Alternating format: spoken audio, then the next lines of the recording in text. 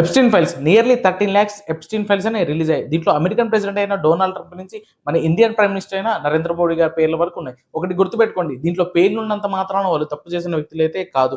ఈ ఎప్స్టీన్ అనే వ్యక్తి పెద్ద నెట్వర్క్ కలిగిన వ్యక్తి. తన నెట్వర్కింగ్ ద్వారా తన సొంతంగా ఒక ఐలాండ్ కొని ఐలాండ్కి తన పేరును పెట్టుకుని ఐలాండ్కి పెద్ద పెద్ద ఇంటర్నేషనల్ వ్యక్తుల్ని పిలుచుకొని పార్టీలు చేసేవాడు. ఒక చిన్న చిన్న పిల్లలు అంటే నా నోటితో నేను చెప్పలేను కానీ 7-8 సంవత్సరాల పిల్లలతో చేయరాని అన్ని పనులు చేపించి ఆ వీడియోస్ కాస్త తను రికార్డ్ చేసి అందరినీ కూడా బ్లాక్మెయిల్ చేసేవాడు. 2008లో అతన్ని పోలీస్ వాళ్ళు అరెస్ట్ చేసినా తనకున్న పలుకుబడి ద్వారా తను జైలు నుంచి బయటకు వచ్చాడు. అలా 2019లో మళ్ళీ పోలీస్ వాళ్ళు అరెస్ట్ చేసిన తర్వాత కోర్టుకి తీసుకెళ్లకుండానే తను ఉరేసుకొని చనిపోయాడు. కానీ చనిపోయాడా లేకపోతే చంపేశాననేది ఇప్పటికి కూడా ఒక మిస్టరీ.